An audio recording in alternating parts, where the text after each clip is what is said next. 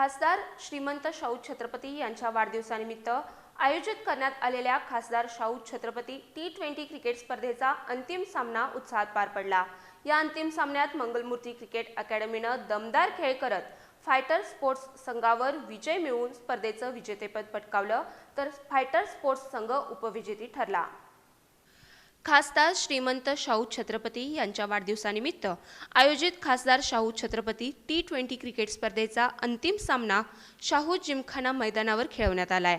अंतिम सामन्यात प्रथम फलंदाजी करताना फायटर स्पोर्ट्स क्लबनं 16 षटकात 70 धावा केल्या, मात्र या आव्हानाचा पाठलाग करताना मंगलमूर्ती क्रिकेट अकॅडमीनं 16.2 षटकात 74 धावा करत सहज आणि दणदणीत विजय मिळवला आणि चषकावर आपलं नाव कोरलं। स्पर्धेचा बक्षीस वितरण समारंभ अनंत माने यांच्या हस्ते पार पडलाय। यावेळी मालिकावीर म्हणून पार्थ गणबावले, उत्कृष्ट फलंदाज म्हणून प्रथमेश जाधव, तर उत्कृष्ट गोलंदाज म्हणून कुंभार यांना सन्मानित करण्यात आलंय। उपविजेत्या फायटर स्पोर्ट्स संघाला 15,000 रुपये आणि चषक, तर विजेत्या मंगलमूर्ती क्रिकेट अकॅडमी संघाला 25,000 रुपये आणि चषक देऊन गौरवण्यात आलंय।